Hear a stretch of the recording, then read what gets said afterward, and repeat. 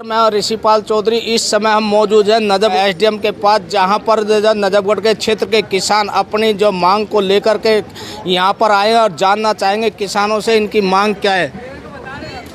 हमारी मांग है एमएसपी जो लागू नहीं की गई है, 1 अप्रैल से लागू करने के लिए बोला गया था, तो उसको लेके हमने एसडीएम साहब से आज बातचीत की है और अपनी मांग रखी है कि इसको लागू किया जाए। और जो किसानों का नुकसान हुआ है, इतनी भारी बारिश जो अब की बार हुई है और उसमें सारी फसल खराब हो गई, तो उसके मुआवजे के लिए हमने यहाँ पे अपनी बातें रखी हैं।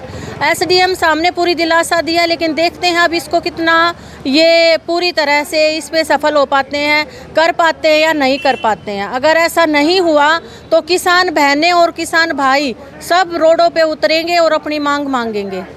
ये देखिए इस समय जो है कितनी जो है एक महिला किसान जो है उन्होंने क्या बोला है ये आप जान सकते हैं। अब चलते हैं दूसरे किसान के पास जो यहाँ के प्रधान है।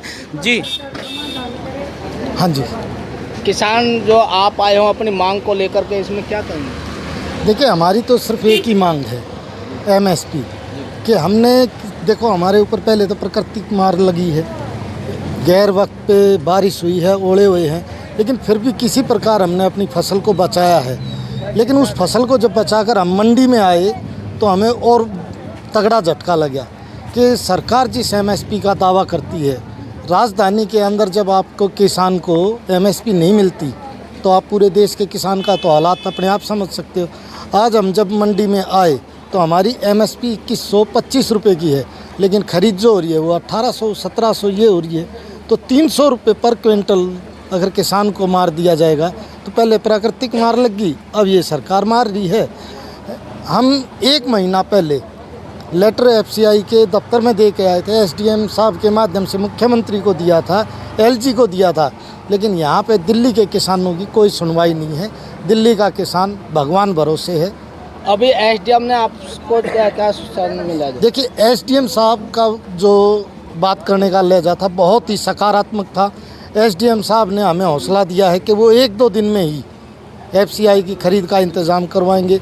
लेकिन आप सोच के देखिए कि एफसीआई की ख़रीद अब तक तो हो जानी चाहिए थी, क्योंकि किसान फसल काटने के बाद उसको अपने घर पे नहीं रख सकता है, उसके पास जगह नहीं है, तो अभी तक तो हो जानी चाहिए थे। एसडीएम साहब का रवैया हमें बहुत सकारात्मक लगा है जी।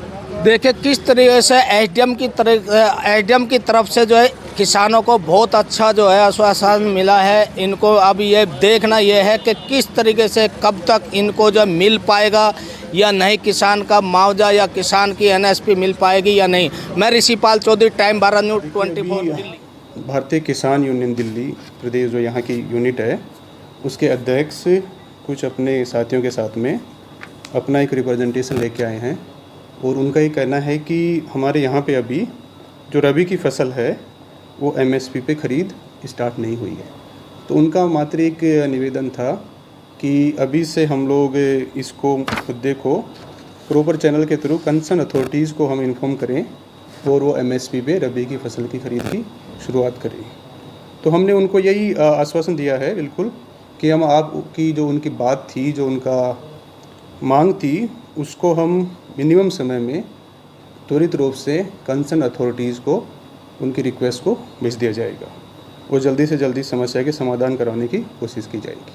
सर कुछ जो है फसलें बर्बाद हुई हैं बारिश में, उसको भी लेकर ही मुआवजे की मांग करते हैं, ऐसा भी कुछ हुआ है सर? देखिए अभी उनका जो मांग था वो सिंपल एक ही डिमांड थी और कोई मुद्दा डिस्कस नहीं हुआ, ना ही उन्होंने कोई मांग रखी है।